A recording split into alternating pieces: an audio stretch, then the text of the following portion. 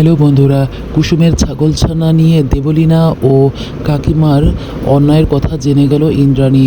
বিস্তারিত জানতে হলে ভিডিওটি না টেনে সম্পূর্ণ দেখতে থাকো।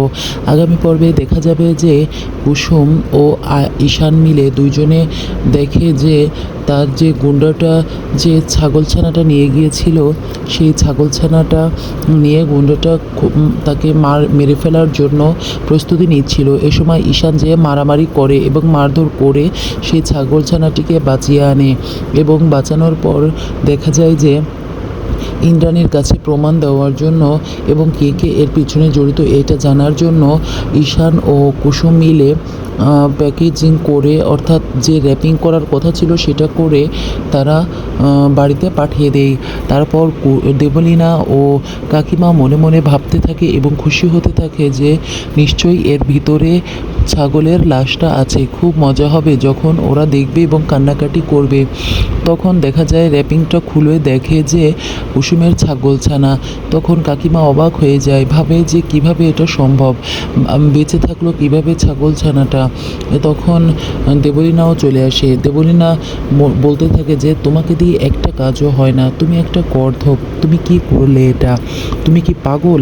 তুমি এটা বুঝে শুনে করবে না? তোমাকে দিয়ে এই পর্যন্ত যতগুলো কাজ করেছি ততগুলোই আমি বাধা পেয়েছি।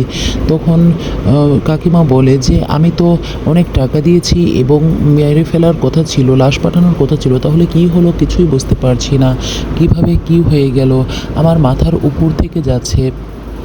তখন দেখা যায় কুসুম সব কিছু বলে যে সে কিভাবে পেয়েছে এবং ঈশান ও কুসুম অনেক মারামারি করে সেই গুন্ডাটির হাত থেকে ছাগলছানাটিকে বাঁচিয়ে এনেছে। তখন দেখা যায় ইন্দ্রাণী চলে আসে এবং ইন্দ্রাণী বলে এখানে কি হয়েছে। তখন আয়ুষ্মান ও ঈশান সব কিছু খুলে বলে এবং কুসুমও তাই বলে। তখন দেখা যায় যে শঙ্কর, দীপালি সবাই মিলে সব কিছু সত্যি কথা বলে ইন্দ্রাণী ভাবে যে নিশ্চয়ই সবাই ঠিক কথা বলছে। তারপর অনেক রেগে যায় দেবলীনা ও কাকিমার উপর এবং বলে যে ছোট, তোকে আমি এসব করতে মানা করেছি, তুই আবারও এসবের ভিতর ঢুকেছিস কেন? তুই কি কোনোদিনও ভালো হবি না? আর দেবলীনা, তোমার থেকে আমি এটা অন্তত আশা করিনি, এই বলতে থাকে।